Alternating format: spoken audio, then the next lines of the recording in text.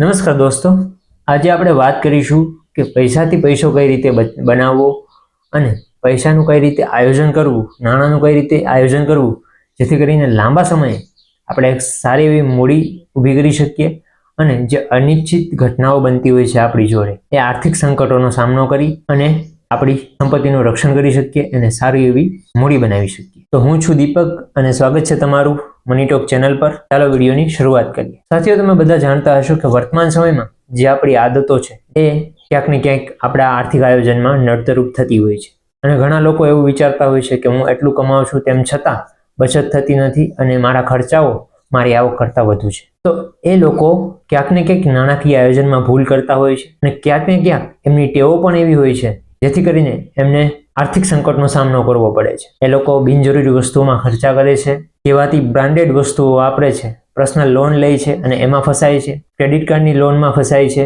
ચાર પાંચ credit card લે છે।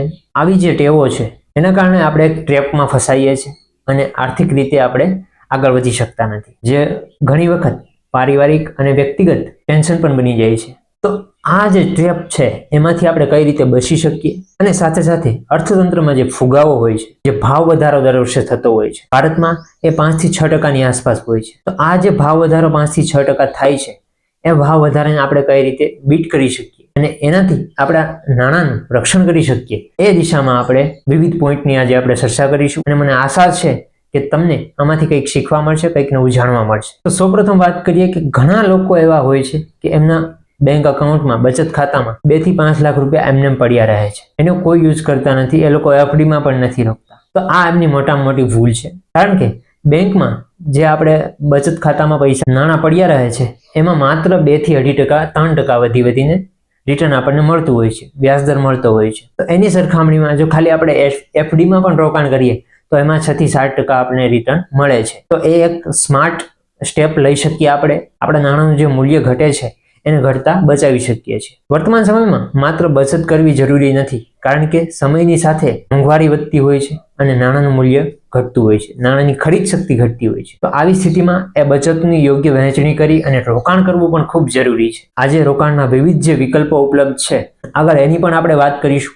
જે આપણી આવક છે અને એમાંથી જે બચત થાય છે એમાં આપણે વિવિધ ભાગ પાડી એ આવકનું બજેટ સ્વરૂપે આયોજન કરી એક સિસ્ટમ ઊભી કરી શકાય છે। જેમ કે એક રૂલ છે 50-30 અને 20 રૂલ। એમાં કેવું છે કે 50% રકમ તમે તમારી દૈનિક જરૂરિયાત છે, જે ખાવા પીવાની, રહેવાની, બિલ વગેરે, એમાં વપરાય। 30% જે આપણી ઇન્કમ છે એ આપણી જે ઈચ્છાઓ છે, જે મોબાઈલ છે, કપડાં છે વગેરે, હરવા ફરવાની જે ઈચ્છાઓ છે એના પર વપરાય અને ત્યાર પછી જે 20% રકમ છે એ બચત, ઇન્સ્યોરન્સ, ઇન્વેસ્ટમેન્ટ વગેરે ઓપ્શનમાં એનું આપણે વહેંચણી કરી શકીએ। જરૂરી નથી કે આ જ ફોર્મેટમાં આપણે આનું આયોજન કરીએ। કોઈકની આવક વધુ હોય તો એ વધુ પણ રોકી બચત કરી શકે અને કોઈકની આવક ઓછી હોય તો એ 10 થી 15% પણ બચત કરી શકે। એ આપણા ઉપર ડિપેન્ડ છે અને આપણે એના કયા ફોર્મેટમાં આયોજન કરવું છે એ તમારા ઉપર ડિપેન્ડ કરે છે। તો સૌપ્રથમ વાત કરીએ જોખમની। આપણા જીવનના 2 જોખમ છે, એક તો છે સ્વાસ્થ્યનું જોખમ છે અને એક છે જીવનનું જોખમ। બંને અનિશ્ચિત ઘટનાઓ છે અને એ કોઈ પણ વ્યક્તિની જોડે બની શકે છે। કોઈ પણ વ્યક્તિ ગમે ત્યારે બીમાર પડી શકે છે। વર્તમાન સમયમાં કેન્સર જેવી બીમારી પણ આજે નોર્મલ થઈ ગઈ છે। આ બંને સામે એક તો હેલ્થ ઇન્સ્યોરન્સ અને બીજું છે લાઈફ ઇન્સ્યોરન્સ। આ બંને જે ઇન્સ્યોરન્સ છે એ પણ લેવું ખૂબ જરૂરી છે। જો તમારી ઇન્કમ રેગ્યુલર છે અને તમે સારું એવું કમાવ છો તો તમારે આ બંને બાબતોમાં આગળ વધવાની જરૂર છે। આપણે હેલ્થ ઇન્સ્યોરન્સ અને લાઈફ ઇન્સ્યોરન્સ અને એમાં પણ ટર્મ ઇન્સ્યોરન્સ, આ બંને વિશે ડિટેલ વિડીયો બનાવેલા છે, લિંક ડિસ્ક્રિપ્શનમાં નાખી દઉં છું, તમે એ જોઈ શકો છો અને ત્યાર પછી આર્થિક આયોજનની દિશામાં, સુરક્ષાની દિશામાં તમે એક પગલું આગળ લઈ શકો છો। ત્યાર પછી આપણા જીવનમાં અમુક અનિશ્ચિત ઘટનાઓ બનતી હોય છે, આર્થિક સંકટો આવતા હોય છે। જેમ કે નોકરીમાંથી આપણે છૂટા થઈએ તો અમુક મહિના સુધી આપણે ઘરે બેઠવું પડે। તો એવી સ્થિતિમાં ઇમરજન્સી ફંડ જો આપણે ઊભું કરેલું હોય તો એ આપણને કામ આવી શકે છે। એટલે જે તમારી ઇન્કમ છે અને જે તમારા ખર્ચાઓ છે એ પ્રમાણે તમે જો ઇમરજન્સી ફંડ ઊભું કરો છો તો એ આપણા માટે બેટર વસ્તુ છે, જે તમને આવા આર્થિક સંકટ સમયે આપણા જે દૈનિક ખર્ચાઓ છે એને પહોંચી વળવામાં મદદ કરી શકે છે। આ જે ઇમરજન્સી ફંડ છે એને તમે શોર્ટ ટર્મ એટલે 6 મહિનાથી વર્ષ દિવસની એફડીમાં પણ તમે રોકી શકો છો। આજે સ્ટેબલ મની અને એન્જલ વન જેવા જે એપ્લિકેશન છે ઓનલાઈન, એ તમને 8 થી 9% સુધી એફડીમાં રિટર્ન આપે છે। તો એ એક સારામાં સારો ઓપ્શન બની શકે। અથવા તો તમારું જે બેંકમાં અકાઉન્ટ છે એમાં પણ તમે એફડીમાં નાણાં રોકી શકો છો. સાથે સાથે ગવર્મેન્ટની જે અમુક સ્કીમો છે, જેમ કે નેશનલ પેન્શન સ્કીમ છે, એનપીએસ છે, પબ્લિક પ્રોવિડન્ટ ફંડ છે, ઈપીએફ છે, આ જે સ્કીમ છે એમાં પણ તમે રોકાણ કરી શકો છો અને રિટાયરમેન્ટનું પ્લાનિંગ કરી શકો છો એમાં રોકાણ કરીને. એ સિવાય મહિલાઓ માટે જે અમુક સ્કીમો ગવર્મેન્ટ લોન્ચ કરે છે એનો પણ તમે લાભ લઈ શકો છો. જેમ કે 1 થી 10 વર્ષની બાળાઓ માટે જે સુકન્યા સમૃદ્ધિ યોજના છે એક સારામાં સારી યોજના છે અને એમાં તમને ટેક્સ બેનિફિટ પણ મળે છે અને ગવર્મેન્ટ 8% વધુ એમાં રિટર્ન પણ આપણને આપે છે. તો એક સારામાં સારી યોજના છે. આવી યોજનાનો પણ તમે લાભ લઈ શકો છો અને એમાં રોકાણ કરી શકો. વર્તમાન સમયમાં આજની યુવા પેઢી મ્યુચ્યુઅલ ફંડ વગેરેમાં રોકાણ કરવાનું અને એસઆઈપી કરવાનું પસંદ કરે છે. એસઆઈપી એટલે સિસ્ટમેટિક ઇન્વેસ્ટમેન્ટ પ્લાન, જે દર મહિને ઓટોમેટિક જેમ ઈએમઆઈ આપણે પે કરીએ છીએ એવી રીતે સિસ્ટમેટિક ઇન્વેસ્ટમેન્ટ પ્લાનથી તમે મ્યુચ્યુઅલ ફંડમાં રોકાણ કરી શકો છો. મ્યુચ્યુઅલ ફંડ વિશે પણ આપણે ડિટેલ વિડીયો બનાવેલા છે.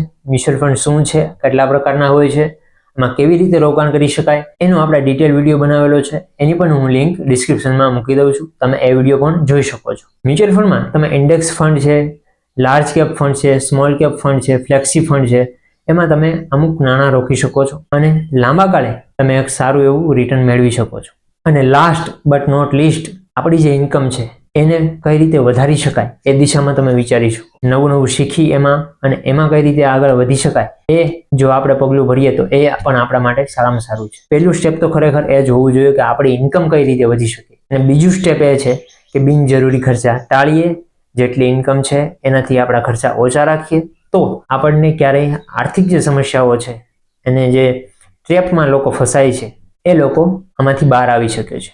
તો આવી રીતે ટીપે ટીપે સરોવર ભરાય એ કહેવત, એવી જ રીતે થોડી થોડી બચત કરીને લાંબા ગાળે એ બચત કમ્પાઉન્ડ થઈને સારામાં સારી એક મૂડી આપણા માટે બની શકે છે. અને જે ફુગાવાની અને ભાવ વધારાની જે ઘટના બને છે એ ઘટનાનો આપણે આરામથી સામનો કરી અને આપણે નાણાંની બચત બચાવી શકીએ છીએ, એને કમ્પાઉન્ડ થઈ અને એને વધારી શકીએ છીએ. અને એના દ્વારા આપણા જે ગોલ હોય છે, કોઈનો ઘર બનાવવાનો ગોલ હોય છે, કોઈને મેરેજ કરવાનો હોય છે, કોઈને પોતાના બાળકોને આગળ એજ્યુકેશનનો ગોલ હોય છે, તો એ આરામથી એ બધા ગોલ પૂરા થઈ શકે છે. અને આમાંથી જો ડિટેલમાં કોઈ પણ ટોપિક ઉપર તમારે વિડીયો બનાવવો હોય તો તમે મને કોમેન્ટમાં સજેસ્ટ કરી શકો છો. અને જો વિડીયો પસંદ આવ્યો હોય તો વિડીયોને લાઇક કરો, શેર કરો, સબસ્ક્રાઇબ કરો. ફરી મળીશું નેક્સ્ટ વિડીયો.